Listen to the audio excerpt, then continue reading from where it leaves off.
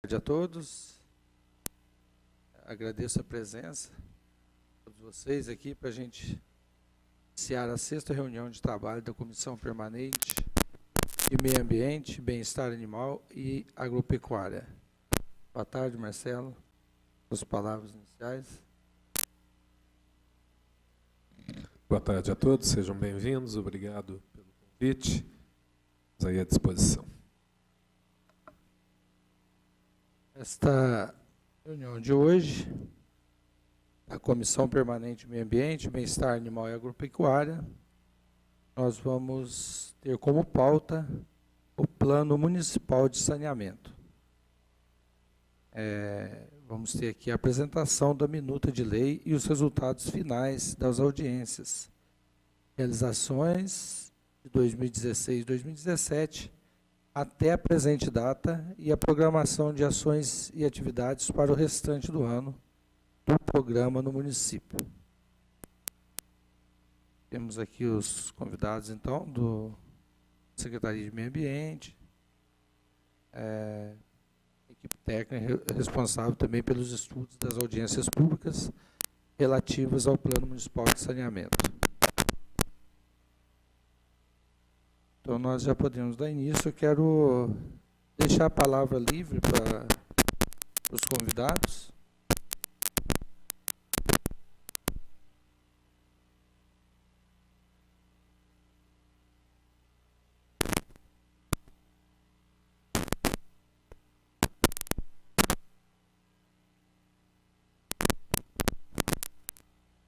Boa tarde a todos, né? Para a gente é um prazer estar aqui de novo na Comissão do Meio Ambiente para tentar esclarecer para os senhores aí a minuta de lei. Eu gostaria que o Aloísio e os meninos fizessem a explanação a princípio, depois a gente faria um comentário do decorrer do processo de agora para frente, né? Bom dia a todos. Essa é a apresentação que eu acho que a gente já chegou a fazer para essa comissão. É uma apresentação assim, geral de tudo que foi feito e especificamente da minuta de lei que a gente tecnicamente mais palpável assim, para o consórcio. Então, a ideia é essa minuta de lei ela está conversando com todos os municípios do consórcio. A ideia de ter uma comissão de Itajubá, a gente está aqui discutindo para Itajubá, uma ideia é o consórcio falar a mesma linguagem. Não adianta Itajubá ter um, aí você vai em Piranguinho tem outra, totalmente diferente. Está na mesma bacia, a captação de água é no mesmo rio. Então, a ideia é ter a mesma linguagem, as mesmas penalidades, para não ter também evasão.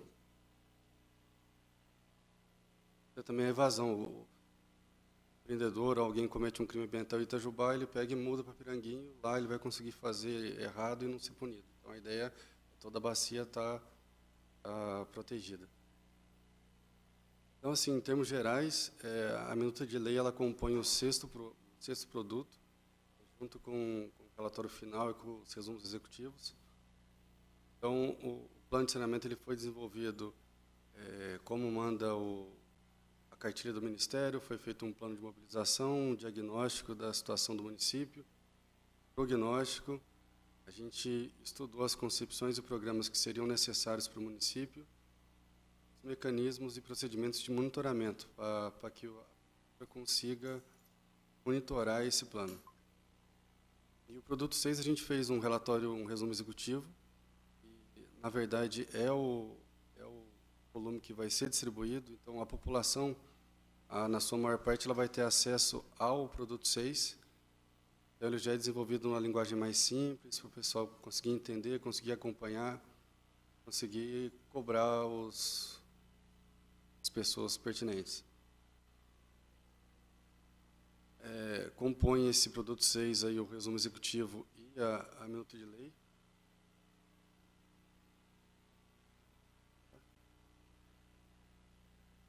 E a gente faz um apanhado geral de cada parte do plano. Então, primeiro a gente fez a mobilização social. E a gente fez um estudo dentro do município, como que teria que ser mobilizada a população, como que conseguiria que a sociedade participasse.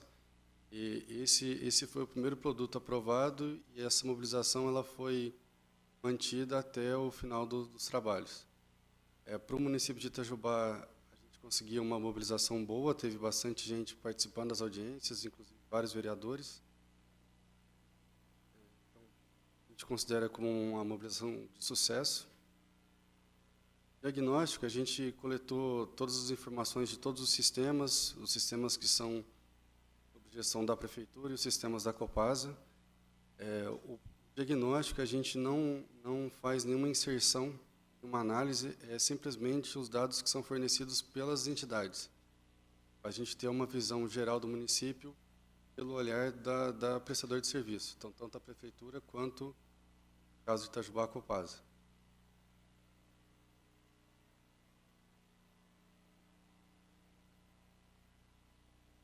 Aí são as leis que regem a parte de saneamento. Alguns resultados. Pode passar.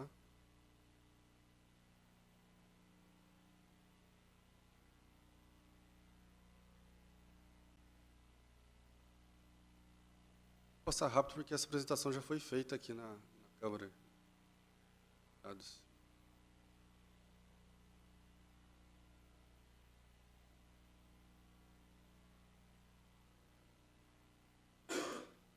Esse quadro é importante deixar, que ele mostra quais são os estudos que o município ainda não possui, né? O município ele possui o plano diretor municipal, mas ele não está aprovado aqui na Câmara. O município ele não possui um plano diretor de drenagem. Na análise do plano de saneamento que a gente fez, é muito importante, pelas características de Itajubá, do Rio Sapucaí, histórico de enchentes, então era tudo que teria que ter. O município não tem uma normatização técnica para a parte de drenagem, então a gente verificou vários loteamentos novos e antigos, você não tem uma padronização, então cada empreendedor aí, ele escolhe uma norma técnica ou uma forma de fazer, então isso dificulta muito a gestão por parte da Prefeitura. Não existe o cadastro dos sistemas, então a gente tem forma digital, mesmo parte de papel, muitos sistemas, da rede toda da cidade. Então, esse é um fato que atrapalha o planejamento, atrapalha as análises. Então, depende muito de pessoas que são antigas da Prefeitura, que sabem que a tal lugar tem uma rede assim, não tem um dado para você simular, para fazer estudos. O município é muito falho no sistema de drenagem. Se a gente for analisar a cidade como um todo, a cidade não possui um sistema interligado de drenagem pluvial. São soluções pontuais, não pode ser considerada como um sistema. No prognóstico, a gente pegou todos os dados que a gente chegou no diagnóstico e extrapolou para o universo de análise do plano. Fazendo essa extrapolação, a gente chegou à conclusão que tanto o abastecimento de água, o esgotamento sanitário, a limpeza urbana e a drenagem, ela não ficaria ok, se continuasse com as mesmas atitudes, os mesmos programas da Prefeitura, mesmo nível de investimento. Então, a gente chegou a essa conclusão que não estaria ok. Todos os sistemas eles entrariam em um certo tipo de colapso. Em cima desse prognóstico, a gente determinou quais os programas, os projetos e as ações que teriam que ser implementadas, tanto pela Copasa, no caso de água e esgoto, quanto pelo município, a partir de resíduos sólidos e drenagem, para não chegar naquele cenário de não conformidade. E aí a gente apresentou, são vários programas, a gente apresentou todos eles e ainda dividiu por grau de prioridade. Então, você tem os programas que são de alta prioridade, que deveriam ser implantados mais rapidamente, de média e os de baixa. E a gente distribuiu esses investimentos ao longo do tempo. Então, num cenário de 20 anos, tem certinho o que o município precisaria investir em cada sistema no tempo. No produto 5, a gente desenvolveu alguns indicadores e mecanismos de monitoramento, tanto para a Câmara, para a população, conseguir ir acompanhando se a Prefeitura está fazendo os investimentos, se a Copasa está fazendo os investimentos, se isso está sendo monitorado, se o indicador está satisfatório ou não está satisfatório. Você tem todo um volume, metodologias de como que vai ter que ser avaliado e monitorado esses sistemas. Esse planejamento, existe um orçamento? Vai apresentar aqui para a gente, mais ou menos? Eu não entrei nessa apresentação, não está... Você tem uma ordem de grandeza em 20 anos?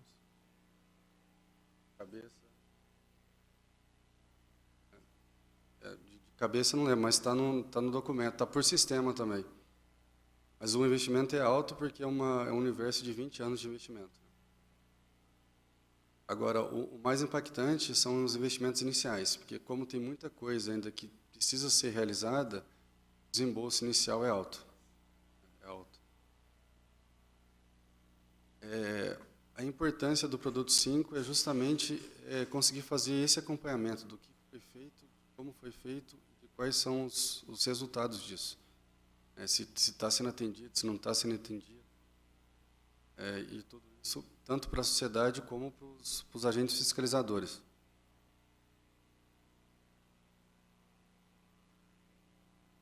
Aí a André vai apresentar a parte da minuta. Boa tarde, pessoal. Então, com relação à minuta de lei, colocou aí as principais características que estão nesse documento e, basicamente, acontece a institucionalização do plano, transformando ele em força de lei, deixando oficial as metas e objetivos estabelecidos ao longo do plano, a forma como ele vai ser monitorado, avaliado e as possíveis penalidades dentro das infrações que acabam sendo cometidas. Com relação ao tempo, o plano de saneamento ele tem uma duração de 20 anos e ele tem que ser revisto a cada 4 anos. Isso é uma orientação na política nacional e está institucionalizado dentro dessa minuta de lei. Dentro da parte de infração, de penalidade, a gente colocou 3 categorias. Então, primeiro acontece uma advertência com relação à infração. Caso ela não seja remediada, acontece a multa. Caso a infração não seja cessada também nessa categoria, aí acontece a interdição na nossa proposta.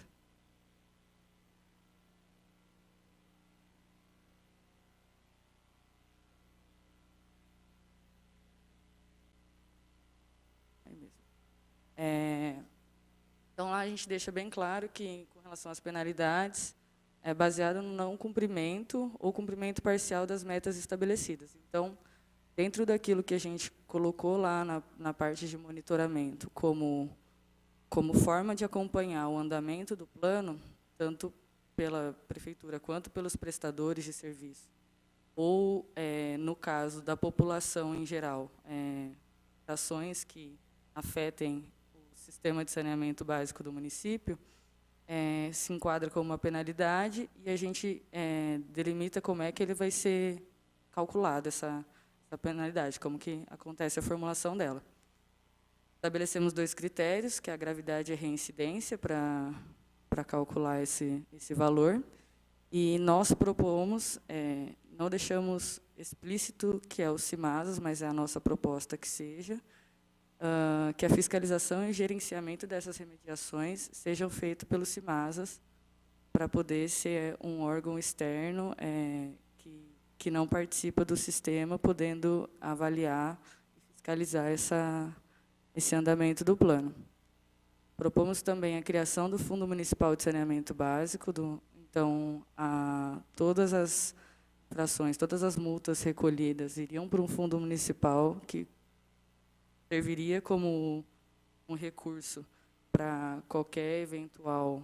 Porque, assim, dentro do valor, existe um excedente que ficaria nesse fundo, além da remediação. Esse fundo o município poderia utilizar para qualquer eventual necessidade relacionada ao saneamento básico.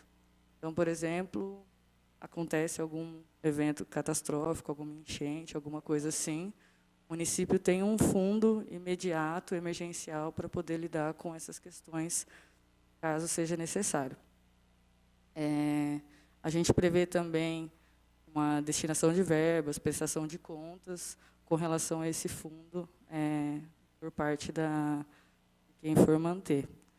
Com relação ao valor da multa, a nossa proposta, e, como eu falei, uma parcela seja calculada em cima da gravidade da infração e outra em cima da reincidência. Então, vai ser a somatória dessas duas parcelas.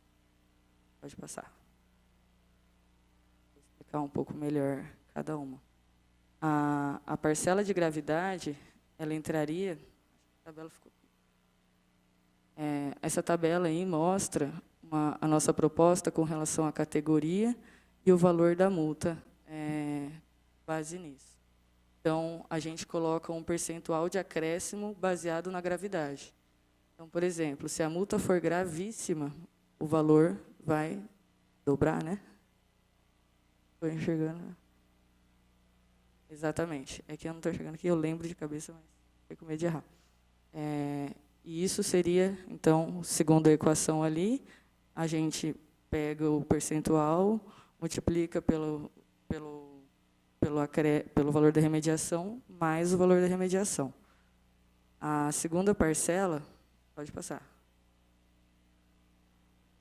com relação à reincidência. Então, caso haja uma reincidência desse infrator com relação àquela infração em particular, vai sendo acrescido um valor de reincidência, e tudo isso foi elaborado no sentido de inibir a infração, porque, apesar de você conseguir arrecadar o valor para remediar, o secretário, o Aloysio, podem até falar melhor que eu, é melhor prevenir, é melhor que não aconteça a infração do que ficar remediando sempre esses atos. Pode passar.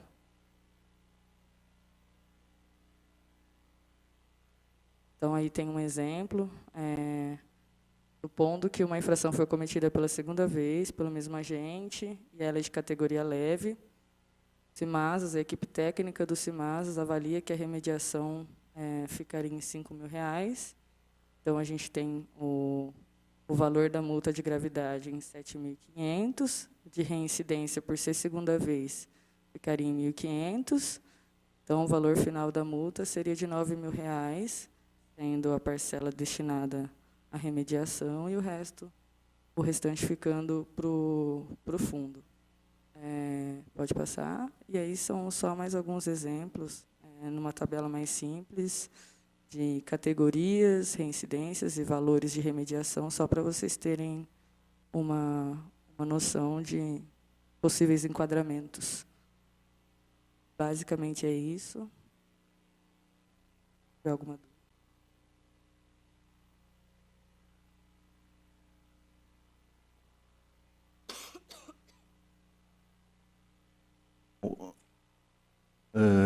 Eu gostaria de fazer só um cenário passado bem próspero, né? Quando, em 2007, o governo, por si só, junto com o Congresso Nacional, sintonizou de que o maior impacto ambiental do planeta é a poluição das águas, do solo, da floresta, do ar, e etc. Então, o Brasil, a partir da Lei 11.445 de 2007, ele se preocupou com mais intensidade de cuidar da Política Nacional de Saneamento, a nível do Brasil como um todo. A nossa realidade é completamente diferente da do Sul, da do Norte, da do Centro-Oeste, mas, infelizmente, ainda não houve uma preocupação regionalizada com relação a isso. Então, quando a gente volta em Itajubá, 10 anos, ambientalmente falando, na área de saneamento, a gente consegue já ver, sentir a melhoria ambiental que o nosso município dispôs em função, principalmente, da instalação do empreendimento da estação de tratamento de esgoto da Copasa e da instalação do aterro sanitário em 2010. Quando foi em 2010, o governo, mais preocupado ainda, publicou a Lei 12.305, que trata da Política Nacional dos Resíduos. E aí cada município se viu obrigado, dentro de um prazo de 60 meses, que seria até dia 31 de dezembro de 2015, a apresentar obrigatoriamente o Plano Municipal de Saneamento. Então, quando eu falo, nós estamos em 2018, e Itajubá está completamente atrasado em relação a isso. Eu tive a oportunidade de visitar o sul do Brasil. O sul do Brasil tem 93% dos municípios, com tudo elaborado, aprovado e sendo executado. Mas houve alguns entraves, por exemplo, eu posso falar de 2013 para cá, quando nós assumimos, já havia uma licitação para uma empresa de consultoria assumir a execução e a elaboração do plano, e, infelizmente, um dos participantes da licitação, que é do Estado de São Paulo, não se conteve da modalidade de como foi feita essa licitação e entrou com uma ação judicial contra a Prefeitura, e o prefeito Rodrigo achou por bem, logo no início da gestão, revogar toda aquela licitação e começar do zero. Com isso, nós demoramos 2 anos para fazer o contrato dos meninos, em função de pesquisa de preço e tal. Só para os senhores terem uma ideia, em forma de valor, o contrato deles ficou 49% do valor inicial que a Prefeitura iria pagar. E daí nós começamos com uma luta muito grande, em cima dos 4 eixos básicos que trata o Plano Municipal de Saneamento, que é o abastecimento de água, tratamento de resíduo, a drenagem de água pluvial e o esgotamento sanitário, tentar fazer um diagnóstico da situação e da realidade de Itajubá. Nós temos uma gravidade muito grande na área ambiental, eu sempre repito, às vezes sou repetitivo com isso, 52,3% do município de Itajubá, da zona urbana, estabelecem áreas de preservação permanente. São áreas ecologicamente sensíveis a qualquer tipo de intervenção. Além do que, a nossa cidade cresceu de uma maneira muito desordenada. Simplesmente não havia, à época, a preocupação que tem hoje dos órgãos ambientais relacionado ao planejamento urbano, como um todo. Então, em Itajubá, nós temos problemas de drenagem que é praticamente sem correção. E, diante disso, o prefeito pediu que a gente, junto da Secretaria de Obras, apresentasse para ele, no início da gestão, o que poderia ser feito de uma maneira rápida que contemplasse a drenagem pluvial, principalmente, e que pudesse ser executado no menor prazo possível. Como ele mesmo diz, 4 anos passa assim, e se a gente for ficar preso a um licenciamento ambiental, por exemplo, quando nós iniciamos o trabalho de drenagem do Ribeirão Piranguçu, nós fizemos todos os trâmites de licenciamento ambiental e ficamos agarrados com a outorga de água durante 18 meses, dá meio período de mandato. Então, nós tivemos a preocupação básica de estabelecer um grande projeto de drenagem, o Rio Sapucaí como o rio principal, os 2 afluentes da margem esquerda e os 2 da margem direita, começar por eles, e a nossa intenção agora é iniciar um trabalho de drenagem no Rio Sapucaí. Estamos trabalhando com licenciamento ambiental desde agosto do ano passado, já estamos outorgados pela União, através da Agência Nacional de Águas e do Departamento Nacional de Produção Mineral. Agora nós vamos entrar com licenciamento na fase do licenciamento municipal.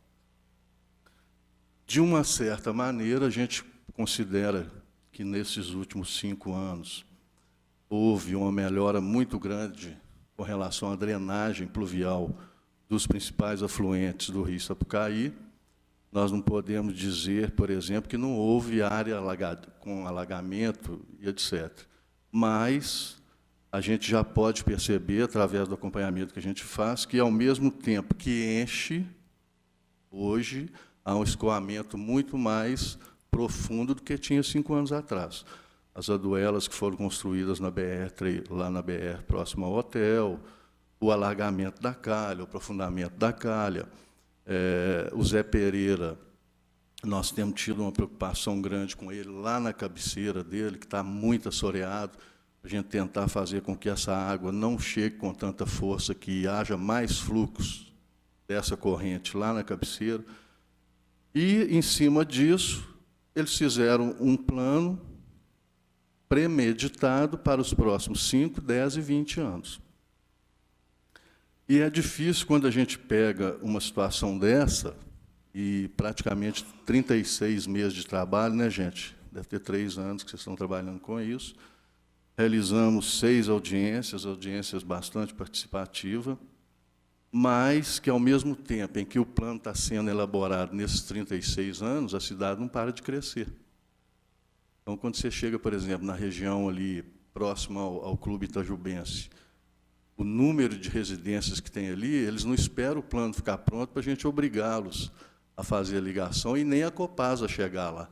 É um problema que a gente tem, que está sendo diagnosticado, mas que a gente não tem domínio sobre isso. Então, foi feito um levantamento principal de ainda mais de 400 pontos de lançamentos de esgoto in natura nos afluentes e no Ribeirão e no Rio Sapucaí.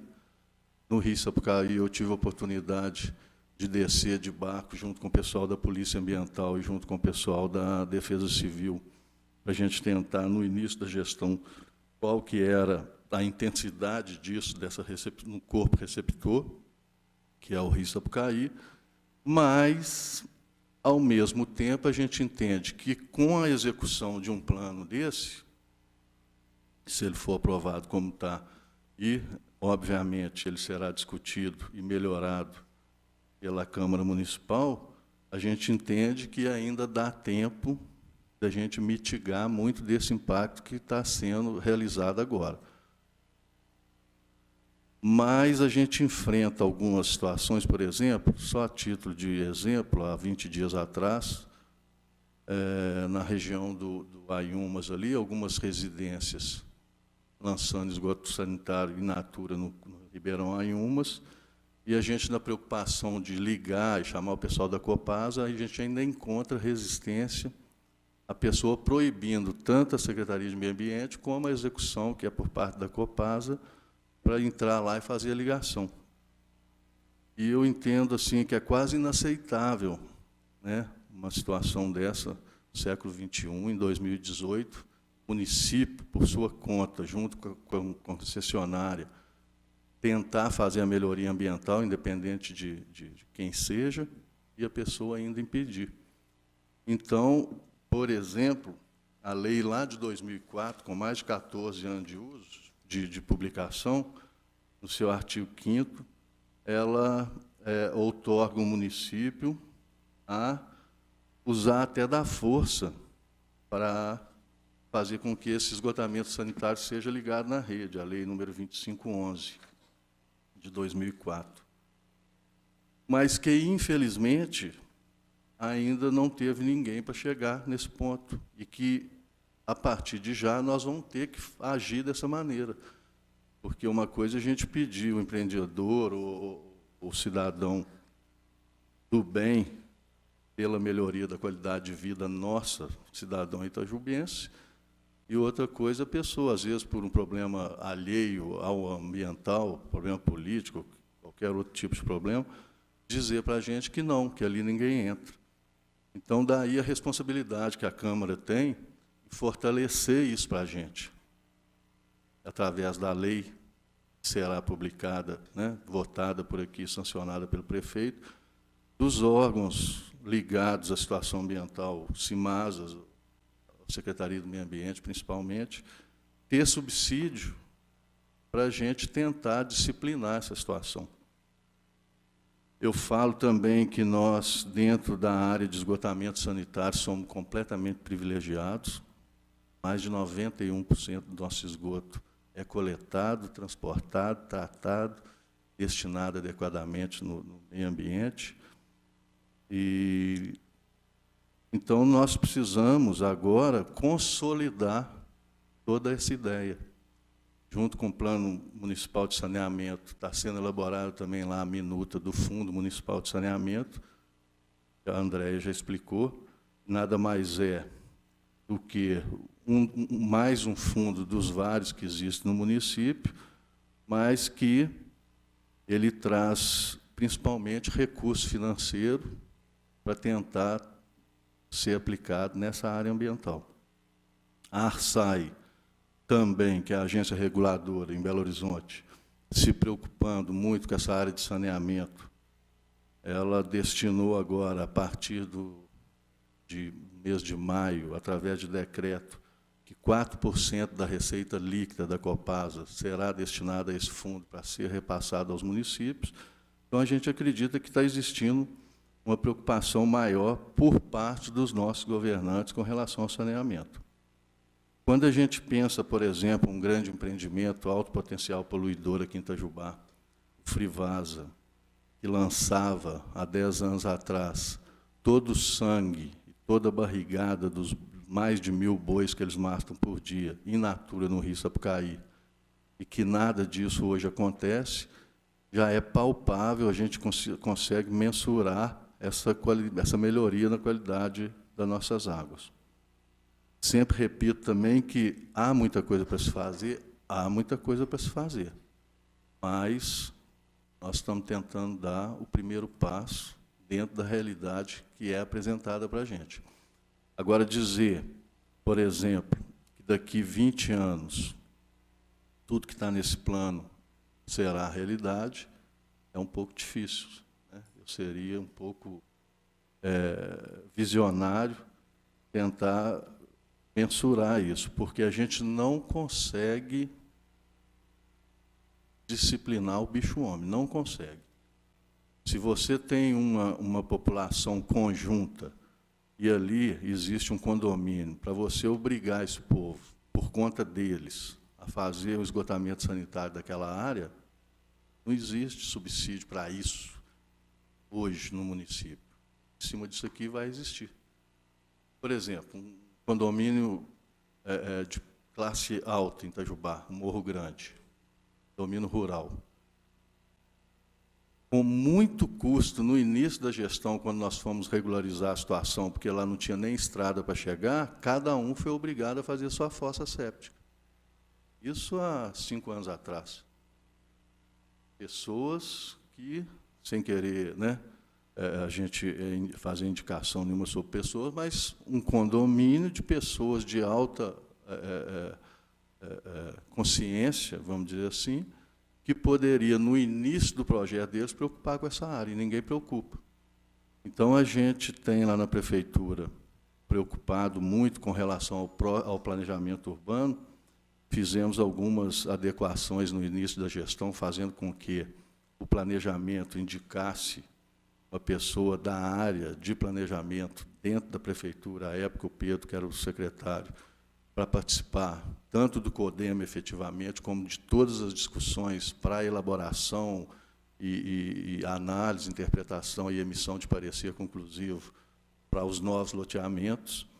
A gente já vê também, nesses últimos loteamentos, uma melhoria com relação à preocupação ambiental, e os loteamentos, as áreas ambientais, designadas dentro das propostas de quem aprovava os loteamentos, eram as áreas que não serviam para nada.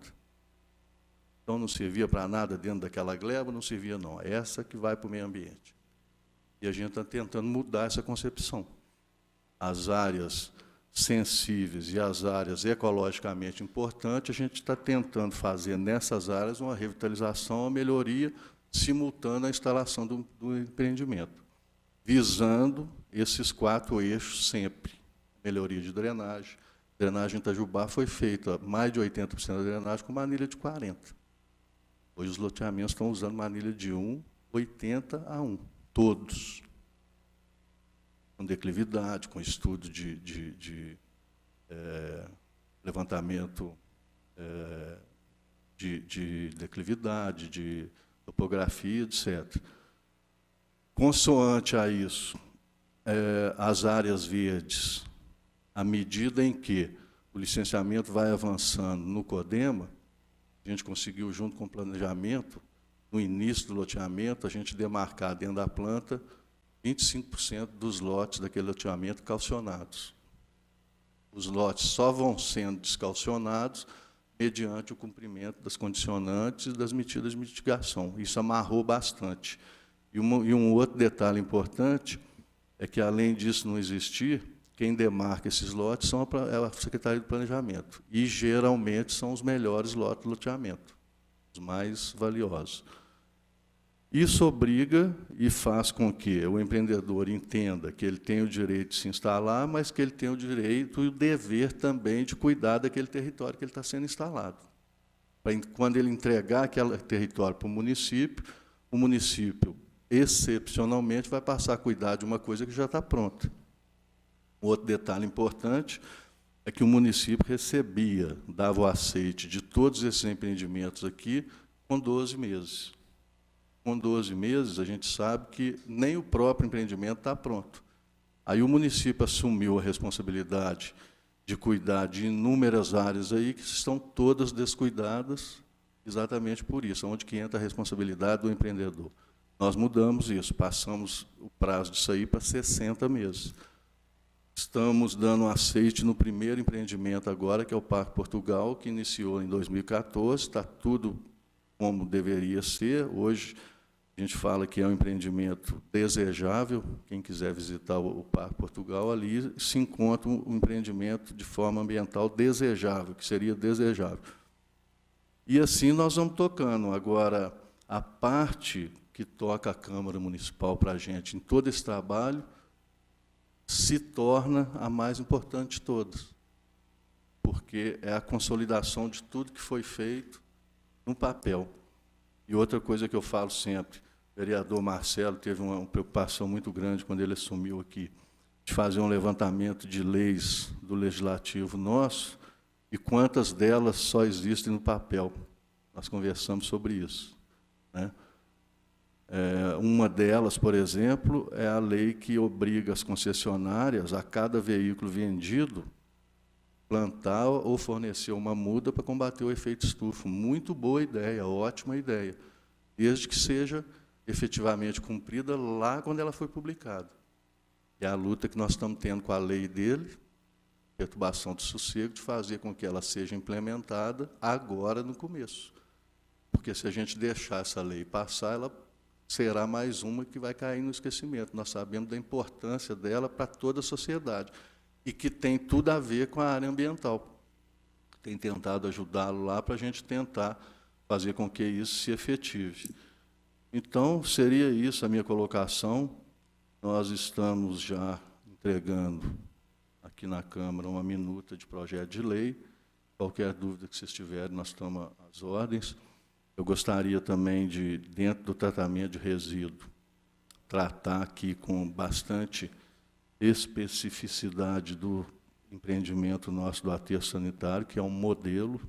Agora nós tivemos a licença de operação revalidada até 2028, com muita luta, e do trabalho também que foi feito de educação ambiental em 2013, que hoje já repercute muito, que é com relação à coleta seletiva. O município de Itajubá, provadamente, está reciclando mais de 88% do seu resíduo.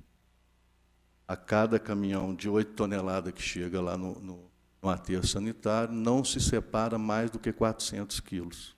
Tornou-se inviável, economicamente, fazermos lá no aterro a triagem do nosso resíduo. Quer dizer, isso é um envolvimento social aqui embaixo, de todas as pessoas, de todos os cidadãos, das crianças, de mais de 800 catadores autônomos que existem em Itajubá, das cooperativas, das associações, mais um trabalho, efetivamente, do CIMASAS, junto com a Secretaria de Meio Ambiente, na base. E foi o trabalho de educação ambiental. No início, quando nós reunimos aqui na praça mais de 6.000 crianças e fizemos uma caminhada até o Horto Florestal, o próprio prefeito não conseguia entender o movimento. Hoje ele chega perto de mim, para a gente conversa sobre isso, ele comenta que não adianta, em qualquer tipo de trabalho, a gente começar as coisas por cima. goela abaixo, chegar para as pessoas e falar, vai ser assim. Mais uma vez, eu falo sempre que tudo no ambiente é cíclico. Isso tudo que nós estamos tentando fazer com que a gestão ambiental de Itajubá se torne independente, se torne compartilhada e descentralizada, é uma gestão que não tem mais volta. Foi dado o primeiro puxão no fio do novelo. Como o meio ambiente é cíclico, isso não tem mais fim. A tendência é cada vez mais ser aprimorada e a gente, nós todos, cidadãos, termos em Itajubá uma melhor qualidade de vida, que também já é notório. Algumas revistas de imprensas que fazem essas pesquisas já indicam que Itajubá é uma das melhores cidades que nós temos para viver. Isso se dá em quê? Eu falo sempre no CODEMA, da união. Nós não podemos, do lado ambiental, na gestão ambiental, a gente passar por situações que eu falei aqui há pouco, pessoas ainda aguerridas, problemas pessoais. O ambiental, ele extrapola, ele está muito mais amplo do que isso. Quando a gente tem, tanto no Brasil como em Minas Gerais, a bacia hidrográfica, como uma unidade de planejamento ambiental, nós não podemos preocupar em despoluir Itajubá e Delfim Moreira continuar poluindo. A poluição de Delfim vai chegar aqui, vai passar por nós e vai continuar poluindo quem está na nossa jusante. Então, quando a Luísa fala, através do consórcio, que também é uma metodologia de gestão instalada em Itajubá, através da legislação, né, ambiental que o Estado se propôs, de formar os consórcios exatamente por isso. Junto com o nosso plano, está sendo apresentado o plano de todos os municípios consorciados. E, com isso, os outros municípios também estão se evoluindo. Cada município tem sua associação, cada município comprou seu caminhãozinho para fazer a coleta seletiva. Cada município vai se organizando de uma maneira que a gente vai tentando fazer com que a nossa chegada na bacia hidrográfica se dê através do desenvolvimento social, econômico e financeiro, mas que a gente faça com que, principalmente, os recursos hídricos sejam preservados.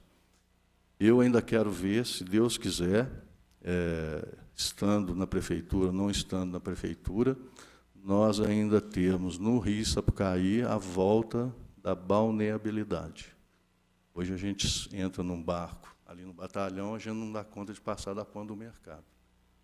Se Deus quiser, com esse trabalho que a gente está propondo, e que é um trabalho que só a execução dele são entre 18 meses e 24 meses, eu ainda quero ver a gente sentar num barco, ou a motor ou sem motor, lá em cima, perto do batalhão, e ir até no final da cidade. Com isso, haverá mais oxigenação da água, melhor DBO, melhor DQO, e a gente tentar fazer com que essa fauna ictiológica do Rio Sapucaí volte a ser o que era. É possível? É. O Rio Tâmisa, em Londres, há 25 anos, era um dos rios mais poluídos do mundo. Hoje, é o ponto mais turístico de Londres, é o Rio Tâmisa, através das gôndolas lá, para fazer turismo. E assim o Rio Sena, na Suíça, o Rio Reno, na França. Por que nós, aqui em Itajubá, não podemos melhorar essa condição? Basta darmos as mãos e esquecer que o meio ambiente é de todos nós. Muito obrigado, estamos lá na Secretaria à disposição. Gostaria de passar a palavra para o Pedro, para ele falar um pouco do CIMASAS e de todo esse trabalho que está sendo coordenado pelo CIMASAS.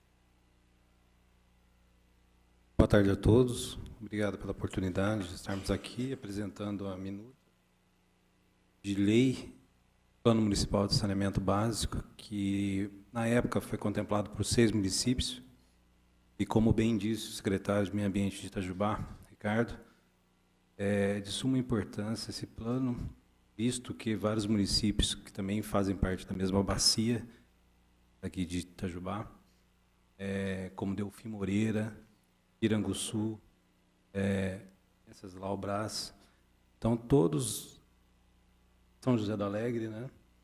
qual outro? Ipiranguinho e Itajubá, né? Então, todos esses municípios estão contemplados, né? Cada um com a sua minuta, né? Cada um com o seu plano, porém,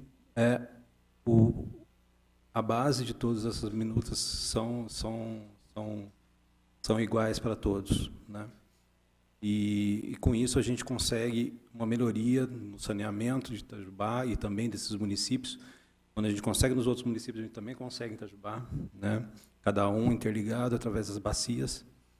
E gostaria de aproveitar, então, que o empenho da Câmara é de suma importância para a gente, para que esse plano se torne uma realidade. A gente entende hoje que é o melhor para o município, porém, a gente tem a revisão de 4 anos também para ver as possibilidades de alguma melhoria, caso tenha, e caso não tenha também, a gente continua com a minuta da forma como ela está.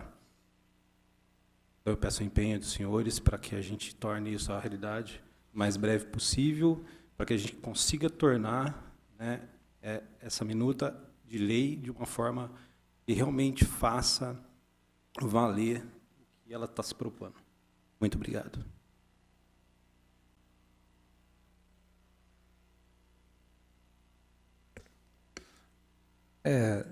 Só algumas observações. Eu achei muito importante aí a explanação por todos os convidados. E só perguntando para o secretário a respeito da drenagem que vai haver no Rio Sapucaí, ela vai ter a abertura da canalização também ou só o leito?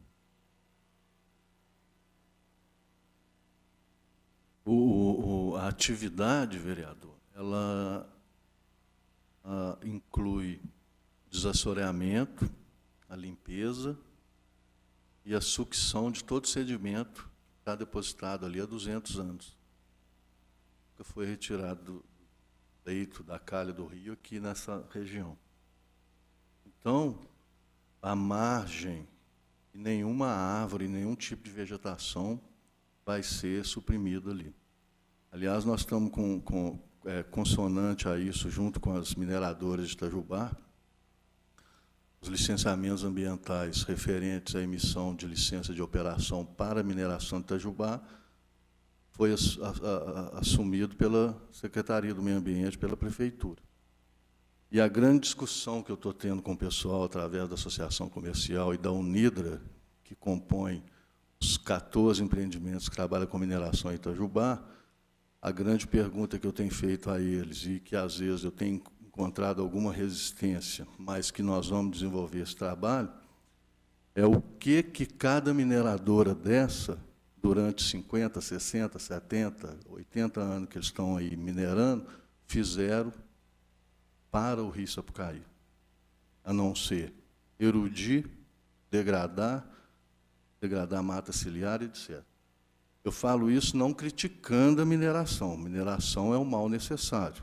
Ela está incluída no Código Florestal Federal e Estadual como de interesse social e de utilidade pública. O artigo 2º da Lei 20.922 é bem caracterizado nisso. Mas chegou-se a hora de cada um deles assumir, tanto no papel, através de termo de compromisso, registrado e averbado no cartório de registro da comarca, com um prazo de cada um assumir um trecho do rio e fazer uma revitalização na margem, que é a preocupação do senhor. Como? Nós já vistoriamos 2 empreendimentos, já definimos. Um vai pegar da ponte do mercado à ponte do P4, o outro vai pegar da ponte do mercado à ponte da Apaia, a margem esquerda. Vamos começar um cercamento com madeira, pintadinho de branco, e ali será, na parte de cima, um canteiro de girassol. Ali não cabe mais árvores. Isso é por cair. As árvores que foram plantadas já estão começando a conflitar, tanto com o calçamento da avenida, quanto com a fiação que está do lado de lá e tal. Então, a ideia é fazer com que, antes da gente iniciar o trabalho de desassoreamento, porque para a gente fazer esse trabalho de desassoreamento, nós tivemos que mostrar para a Ana 8 pontos, e esses materiais serão retirados do rio, e qual o destino desse material. Para isso, nós estamos com a licença para ser deferida lá no Departamento Nacional de Produção Mineral. Então, antes disso, nós queremos dar início à revitalização do Rio Sapucaí, plantar plantas herbáceas, com no máximo 3 a 4 metros de altura, e flores, florir o Rio Sapucaí, fazer com que o Rio Sapucaí, dentro dos próximos 2 anos, se torne também um cartão postal de Itajubá.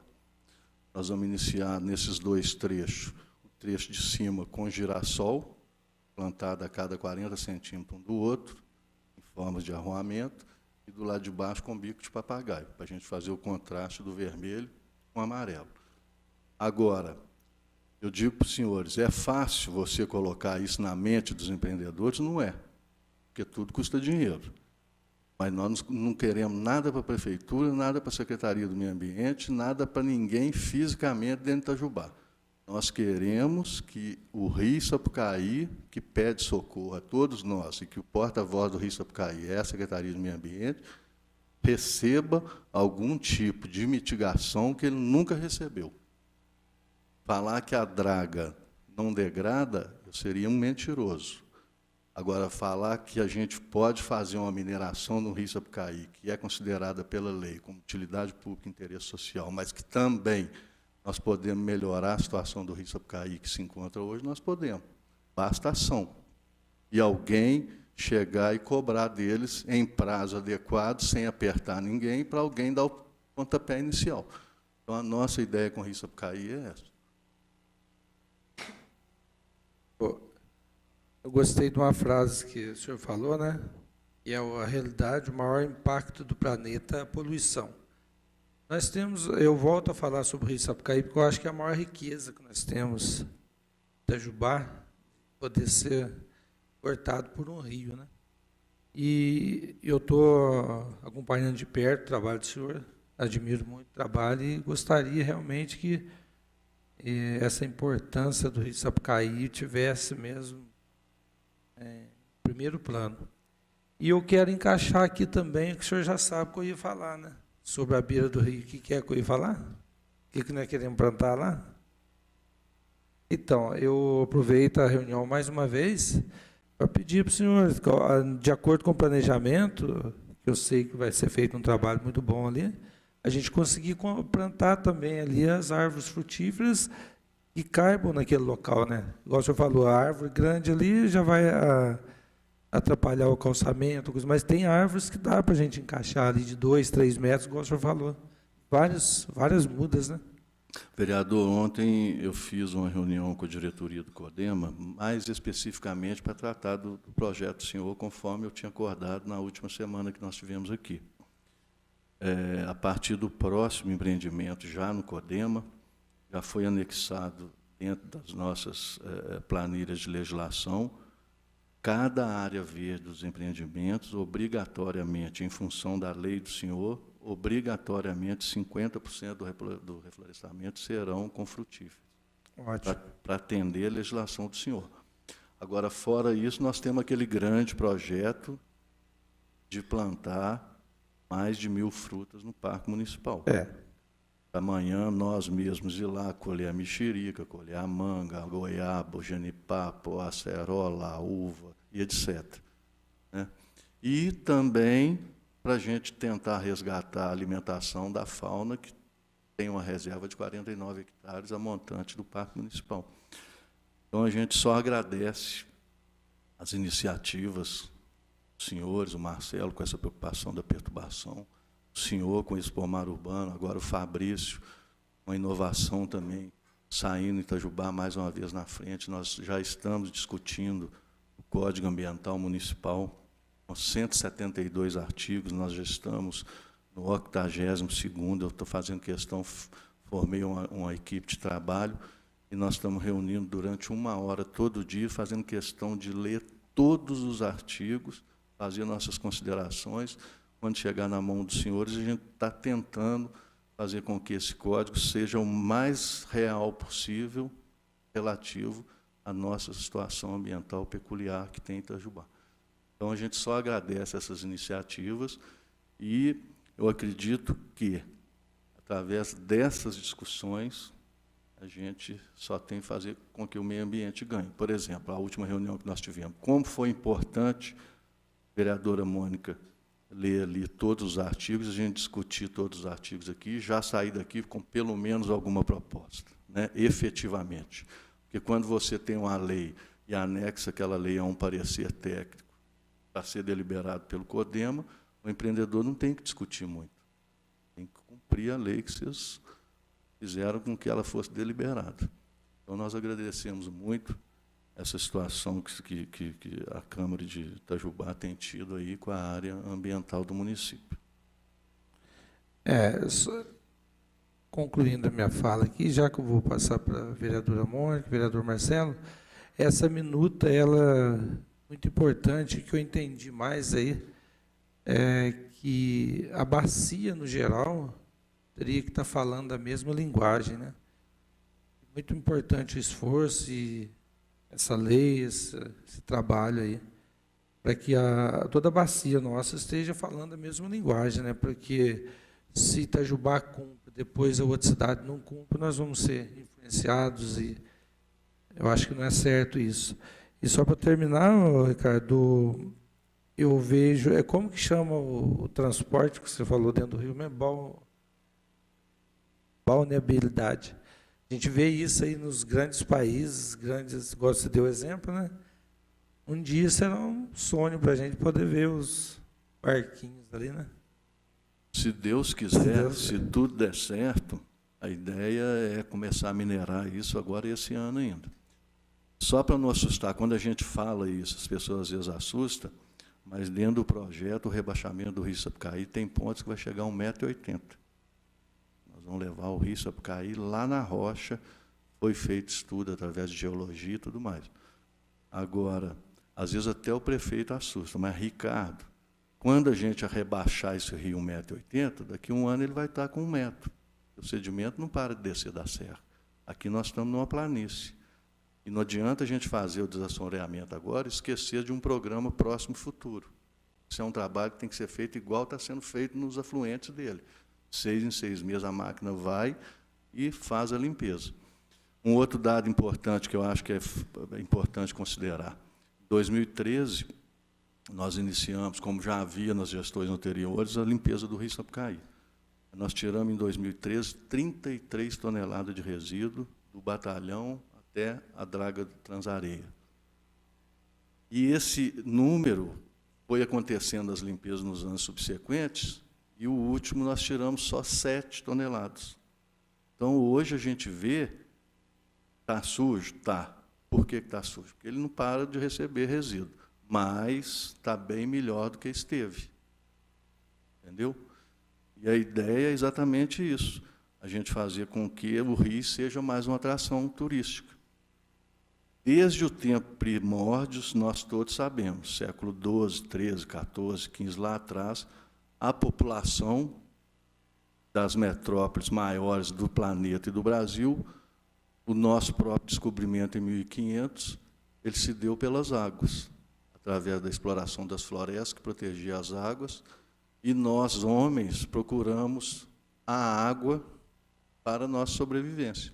Então, é difícil a gente ir em qualquer cidade de Minas, do Brasil ou do planeta que não existe um curso d'água próximo. Já faz parte da nossa cultura. Nós temos que ter a água pela nossa sobrevivência. Igual eu falei antes, os rios europeus, vários deles, eram igual o nosso Rio Sapucaí. Hoje se tornaram grandes rios. Por que a gente não pode fazer isso aqui? A nossa cultura, gente, eu falo sempre, eu agradeço a massa do povo de Itajubá. Nós somos um povo muito conscientizado ainda. Nós só temos a agradecer a cooperação de todos pela a preservação ambiental e a consciência ecológica que nós temos, desde as crianças até as pessoas mais velhas. Primeiro, porque nós vivemos na região mais desenvolvida do país. Segundo, que nós estamos na caixa d'água do Brasil. A Serra da Mantiqueira é o maior maciço rochoso, com 420 quilômetros de extensão, onde estão as nascentes dos rios mais importantes do Brasil. E segundo, que Isso tudo aqui não está acontecendo por um acaso, não. Vem lá de trás, né, o desenvolvimento socioeconômico e financeiro da região. A gente não pode esquecer, falar da água, esquecer do solo, esquecer da flora, da fauna, do ar que nós estamos respirando. Então, qual que é a preocupação ambiental hoje em Itajubá? Nós estamos vendo que a cidade está se direcionando para aquela região da estiva. Ali vai ser o fórum, ali é o teatro, centro administrativo, a Câmara Municipal, o Parque Científico Tecnológico, os loteamentos, agora vai sair um empreendimento comercial enorme. Então, nós estamos tentando fazer com que aquela região se prepare para receber isso. Como? Todos os recursos naturais que a gente está em volta, dando 360 graus de volta, a gente tentar conservá-los. No mínimo, conservar. É nossa obrigação a gente tentar conservar aquilo. O desenvolvimento chegar e impedir o mínimo de conservação possível daquela região. Vereadora Mônica.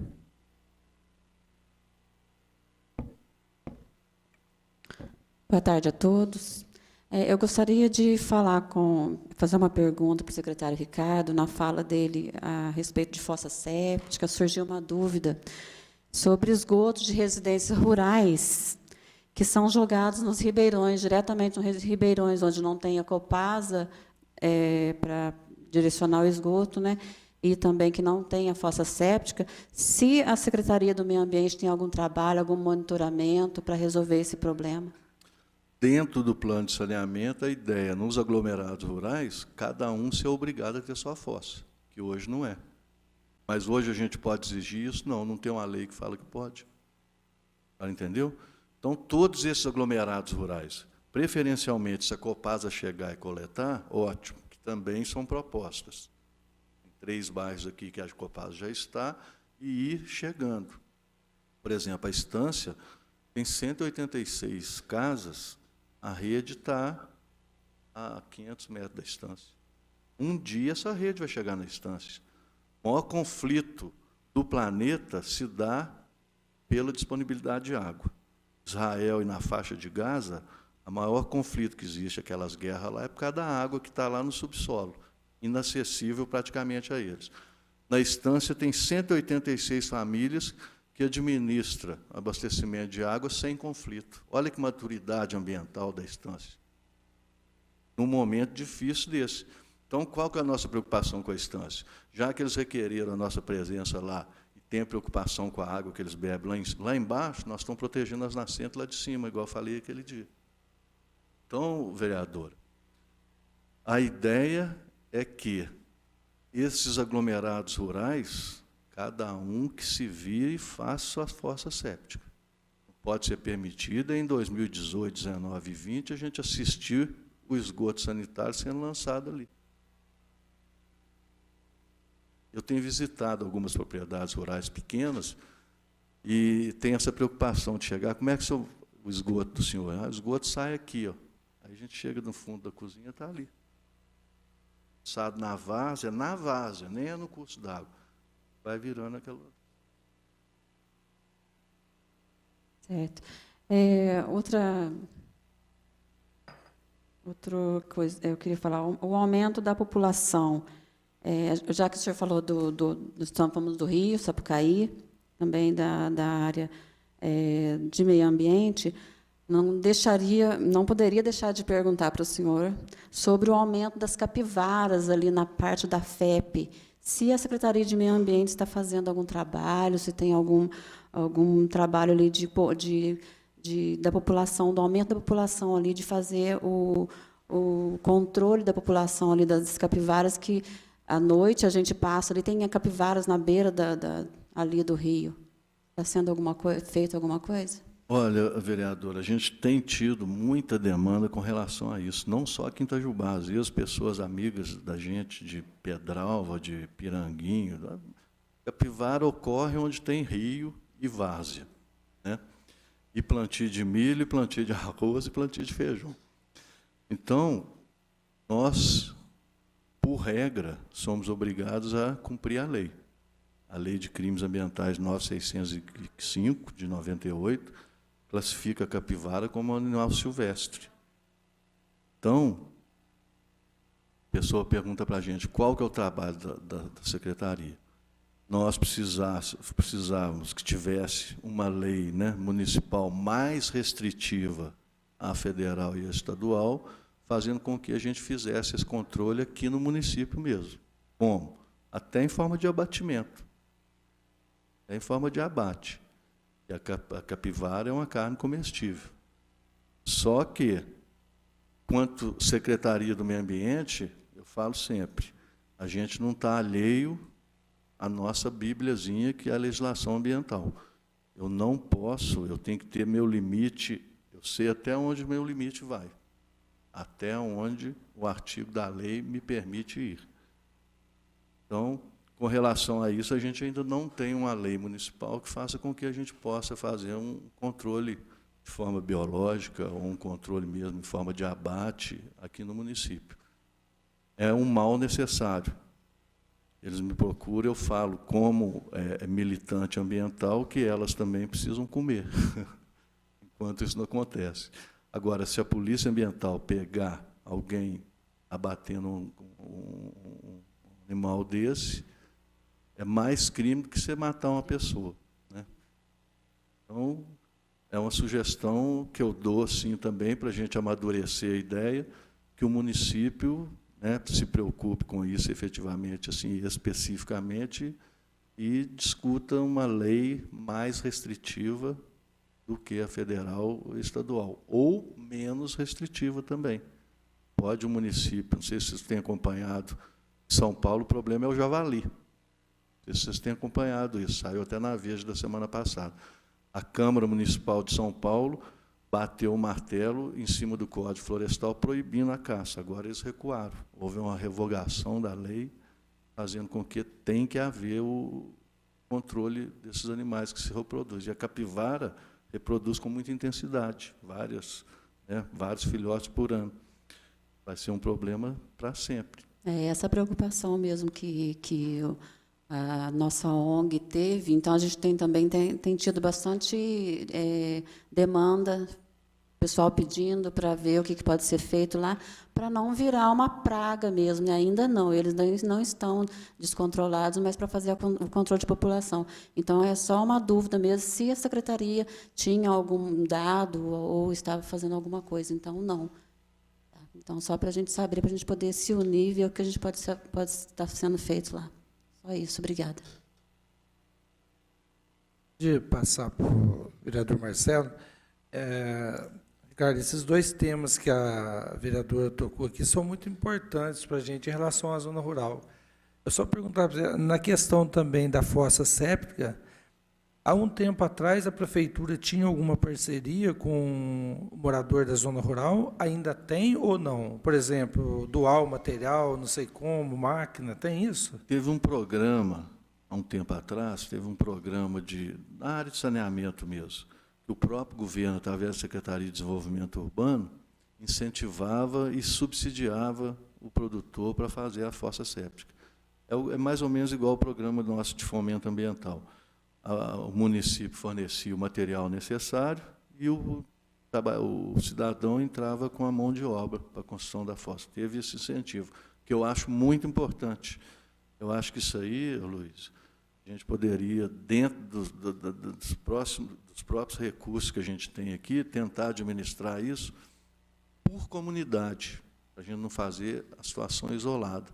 Então, você pega, por exemplo, o Rio Manso. Qual o diagnóstico do Rio Manso das casas que lançam esgoto sanitário no curso d'água lá? 30? Então, vamos ver quanto que fica esses 30.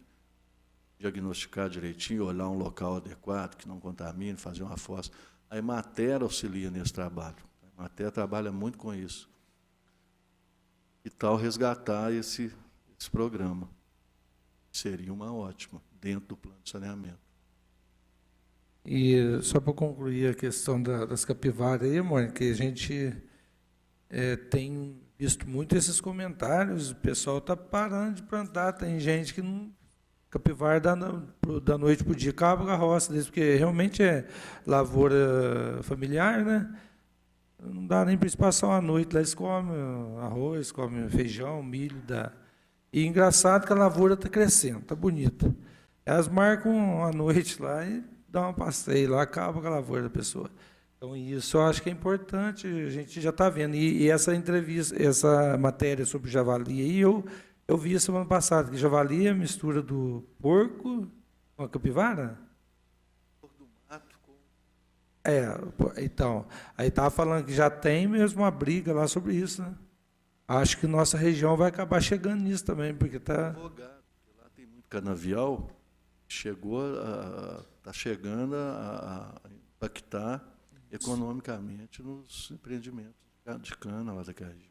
Em BH, na Lagoa da Pampulha, eu acho, lá teve problema recente lá com capivara, porque ela também transmite doença também ao ser humano e acaba sendo um problema de saúde pública, de zoonoses, né?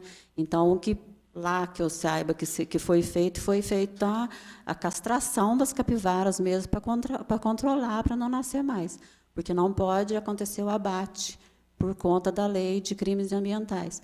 Então, é importante a gente preocupar com isso agora para não acontecer, né, algo pior e aumentar demais o número de capivaras também. E a respeito também da fossa séptica, eu acho que a maioria da população também rural talvez não faça isso que o senhor falou, que eles acabam jogando na várzea, e em córregos, assim, por falta de orientação, às vezes, e por falta, às vezes, às vezes acham que vai ficar muito caro fazer uma fossa séptica, não tem noção do que é uma fossa séptica. Então, eu acho que uma parceria, a gente pensar em alguma coisa assim, seria muito útil também. Vereador Marcelo. Bom, mais uma vez agradeço a presença de todos. Parabéns pela explanação. Eu fico muito feliz em saber que este plano de saneamento em breve vai chegar aqui na Câmara Municipal para a gente avaliar, votar, certamente terá o apoio de todos os vereadores. Tenho uma preocupação, aliás, duas, que eu gostaria de passar aqui para vocês. Uma é essa questão até do plano de saneamento, referente à questão da drenagem. Eu não entendo muito de obras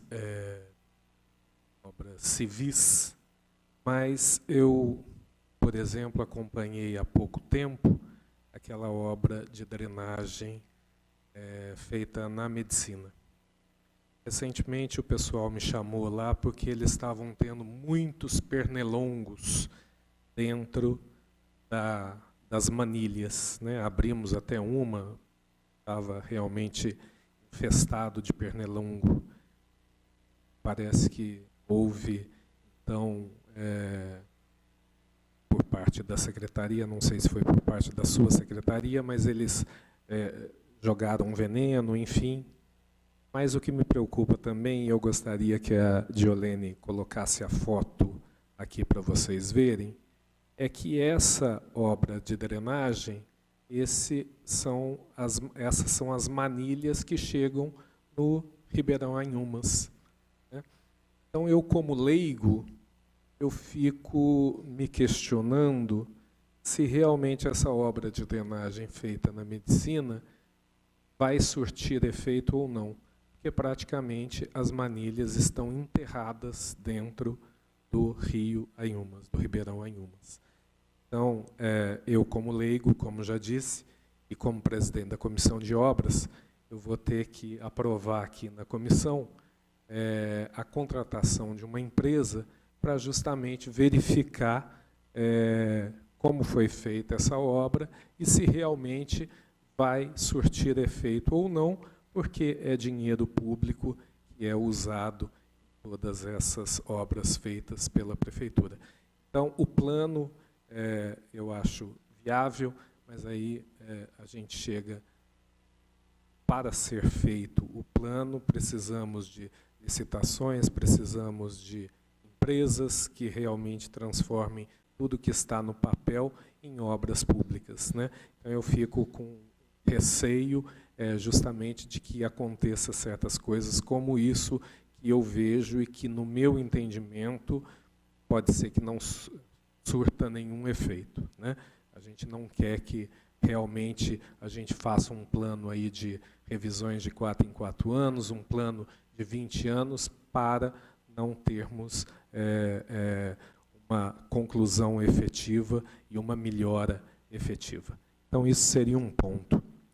Um outro ponto, secretário, é que o senhor está falando de fazer toda uma intervenção no rio Sapucaí. E aí eu peço gentilmente que você discuta esse plano do rio Sapucaí com outras secretarias, né? Como já disse aqui, várias cidades do mundo, elas olham para o rio com muito carinho, né? Itajubá, a gente percebe que a gente só dá as costas para o rio Sapucaí. Eu não sei se é por conta da questão da enchente, que traumatiza todo mundo, né? Então, a gente tem um olhar para o rio meio duvidoso, né? Mas, em termos de meio ambiente, eu acho que uma das maiores riquezas que nós temos na cidade é o rio Sapucaí, e a gente deve dar uma atenção muito especial para ele. Em diversas cidades aqui no Brasil, a gente já vê experiências sendo feitas nos seus rios com a criação de parques lineares. E é por isso que eu peço para que o senhor avalie essa intervenção no rio Sapucaí com outras secretarias, porque a gente não pode só avaliar com o olhar da Secretaria do Meio Ambiente. Eu acho que tem que ter o olhar da Secretaria de Planejamento, o olhar da Secretaria de Obras, né?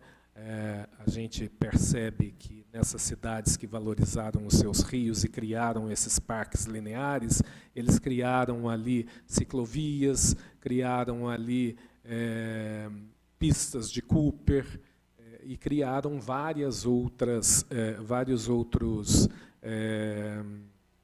objetos urbanos, enfim. E isso valorizou não só o rio, mas valoriza, de uma certa forma, a cidade como um todo, né? Então, eu acho muito importante, são obras, claro, que muitas vezes caras, mas que deve haver um planejamento, da mesma forma que houve esse planejamento aí do plano de saneamento, que está olhando para 20 anos, né? Uma obra no rio Sapucaí, a gente pode planejar essa obra também para 20, 30 anos, né? Esse governo, ele faz uma parte, o próximo governo faz outra parte, e assim por diante, para a gente ter uma continuidade e para, no final, termos realmente uma melhora efetiva da cidade, né? Então, por isso, eu peço que o senhor discuta, pode ser que demore um pouquinho mais, que a gente perca um tempinho agora, mas certamente isso vai surtir um efeito lá na frente, né? Esse planejamento é muito importante, né? Planejar a cidade é muito importante, ainda mais numa cidade como Itajubá, que não é uma cidade pobre, mas também não é uma cidade rica. Nós temos um orçamento municipal muito limitado, e a gente sabe que não dá para fazer tudo numa gestão ou em 2 gestões. A gente precisa realmente pensar, planejar para executar isso a um longo prazo.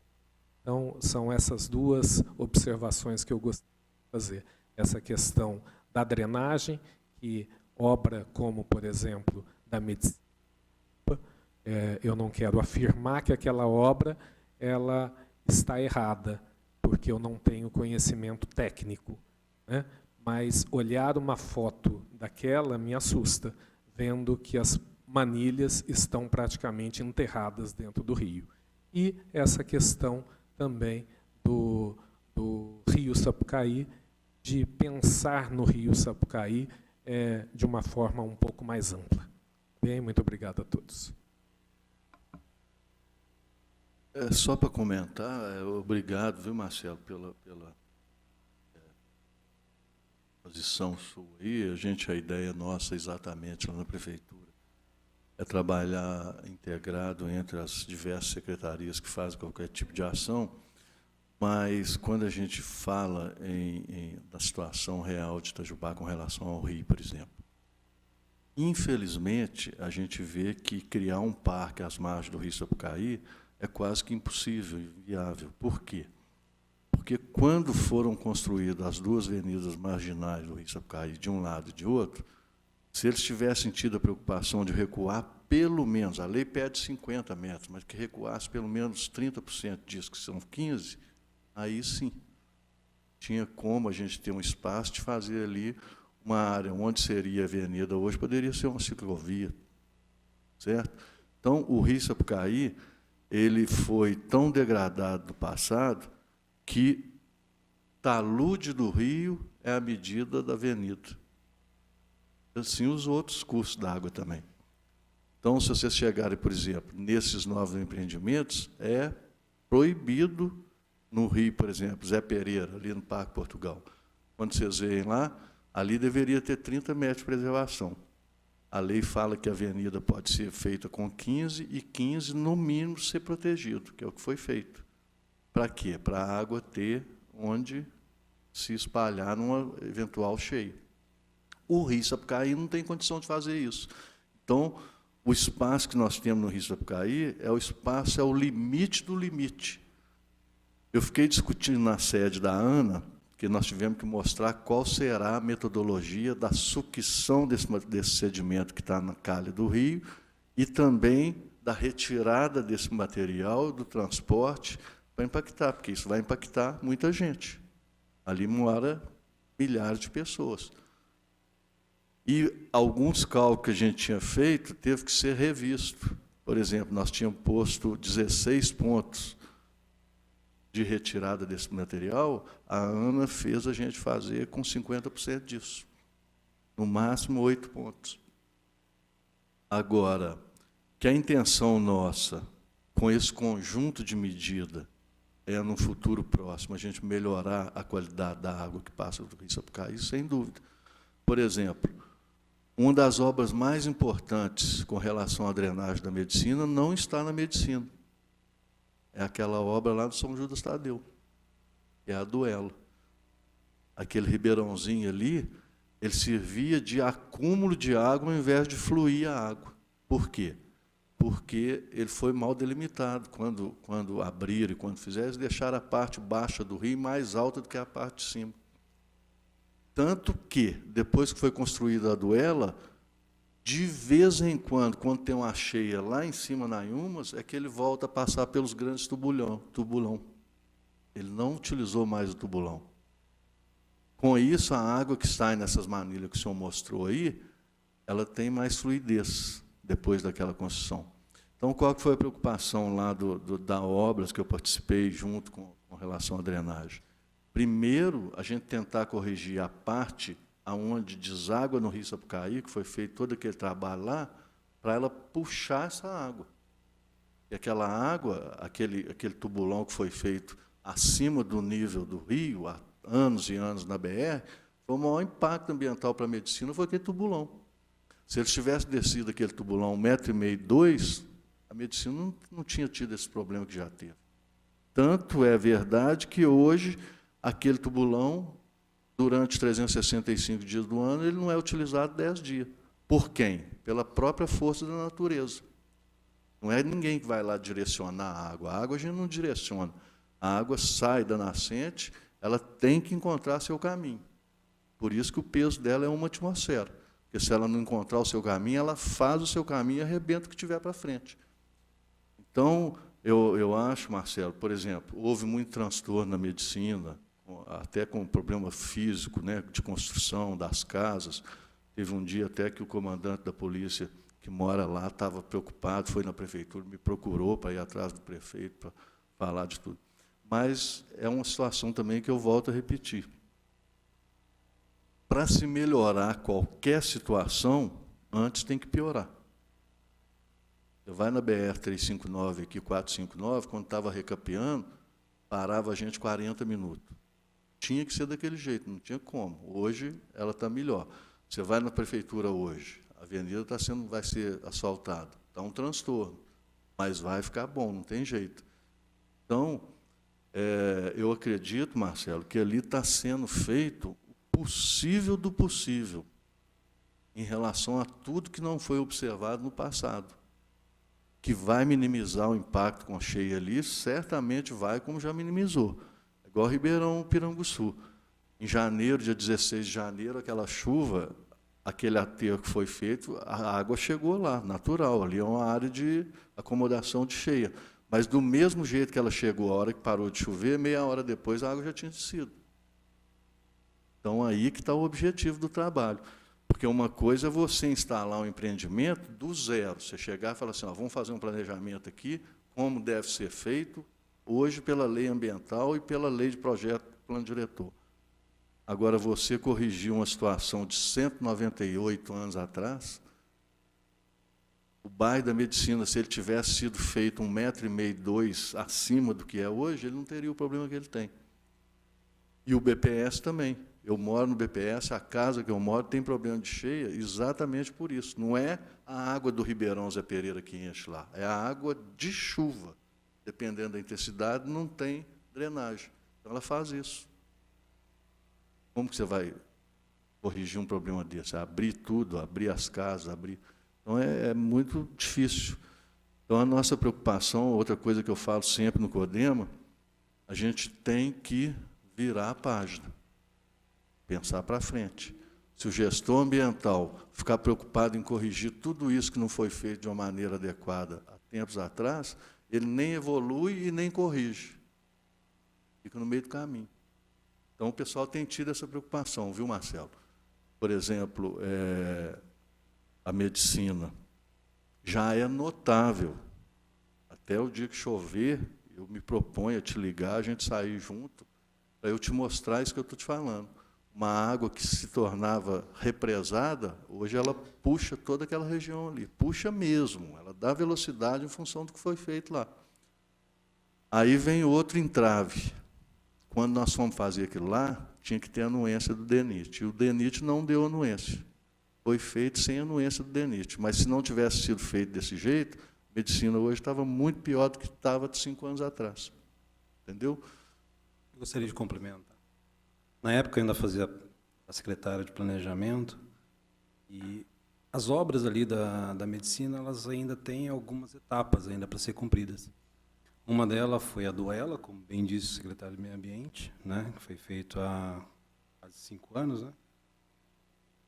Tem essa parte de drenagem que foi feita ali na rua Delfim Moreira, que melhorou muito. Eu sou um dos moradores da Jardim Bela Vista, que fica lá atrás, que contribui muito com a cheia, contribuía, né, muito com a cheia da rua Delfim Moreira, porque toda a água daquela bacia descia e se afunilava para a rua Delfim Moreira, onde não tinha vazão.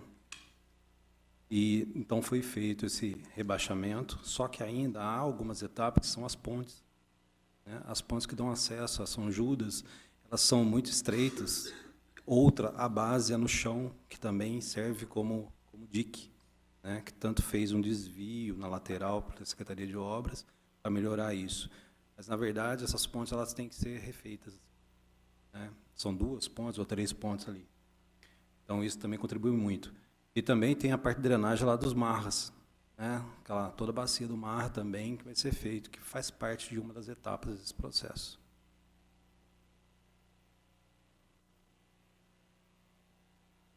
Sobre essa observação, vereador, quando foi em janeiro que deu essa cheia, essa questão é até bom um dia a gente poder ir lá mesmo.